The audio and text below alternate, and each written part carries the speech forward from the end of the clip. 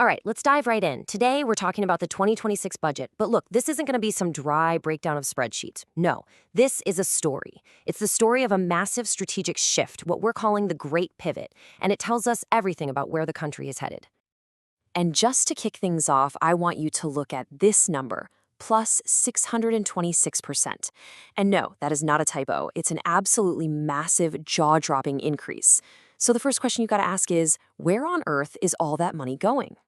Well, that huge number, that's the budget increase for just one single government ministry. We're not talking about some tiny program getting a little boost here.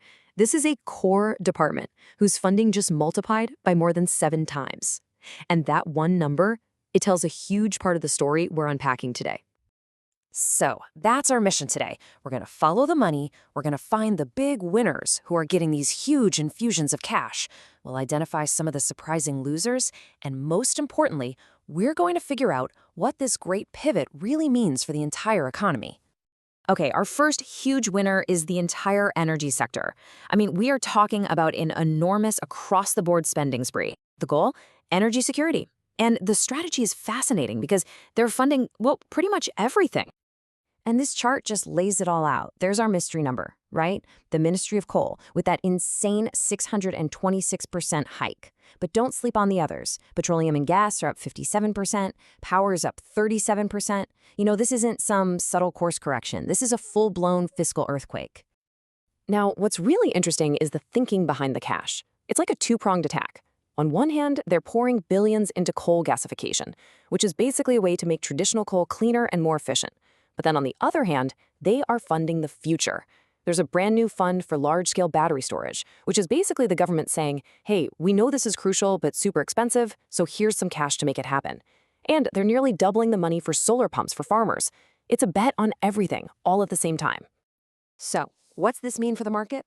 Well, all this spending creates a very clear list of potential winners. That big push for coal gasification puts giants like Coal India and engineering firms like BHEL right in the spotlight. The grants for refiners, that's a direct shot in the arm for companies like HPCL and BPCL. And of course, the huge investments in power and renewables are going to benefit the big power players and solar specialists like Shakti Pumps. Okay, let's move on to our next big winner, because this isn't just about energy. The budget is also making a massive bet on physical assets. We're talking about building up the country's infrastructure and seriously upgrading its defense hardware. And here's the next number that should make you sit up. A nearly 22% jump in the budget for new defense hardware in 1 year. And just like with energy, the fascinating part isn't just how much, but how it's being spent. And this right here shows you that strategic shift in black and white. The money is flowing into modernization, buying new stuff, not just routine upkeep. Just look at the numbers. Aircraft and engines are up over 31%, other equipment up 30%. But then you look at maintaining the naval fleet, and it's almost flat. This is a very clear choice. Prioritize getting new advanced hardware. And of course, this spending creates some very direct market opportunities. That huge 48% jump in port funding, that's a major tailwind for infrastructure players like Adani Ports. The steady investment in railways is great news for companies like Titagar Wagons. And that massive defense modernization budget, well, that's a direct benefit for domestic hardware makers like Hindustan Aeronautics for planes and Ashok Leyland for those heavy vehicles. Okay, so the message is pretty clear.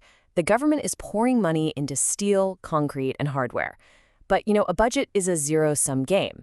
That money has to come from somewhere. And that brings us to the other side of this pivot, a move that on the surface looks like a step away from tech. The biggest loser, at least on paper, is the Ministry of Electronics and IT. But it's not that simple. It's less of a cut and more of a strategic recalibration. And this is where the cut really hits home. The Production-Linked Incentive Scheme, the program that basically gives companies cash bonuses for making more stuff in the country, saw its electronics budget absolutely slashed, from 9,000 crores all the way down to just 1,500. That is a massive reduction. So why would they do that? This quote right here really just nails the whole idea. The government is shifting money away from these general incentives for just assembling electronics, and they're redirecting it towards building the really foundational, deep tech infrastructure needed for the next wave of technology. And this slide just illustrates that pivot perfectly. Look, on the left, you see that huge cut to the general manufacturing scheme we just talked about. But on the right, look where that money's going now. The fund for building a high-tech semiconductor and display ecosystem actually went up to 8,000 crores, and they created a brand new billion-core India Semiconductor Mission 2.0. So they're not cutting tech, they're getting way more specific. So you see, even within this so-called losing sector, there are some very clear winners. This focus on deep tech infrastructure is great news for electronics manufacturers like Dixon and CG Power, who are moving up the food chain. And, crucially, it supports that entire semiconductor ecosystem. We're talking about companies that provide the specialized cooling, the chemicals, the water recycling, all the stuff you absolutely need to make chips. Okay, so we've looked at the winners and we've looked at the recalibrated. So what's the big takeaway here? What does this great pivot really signal for the future of the economy?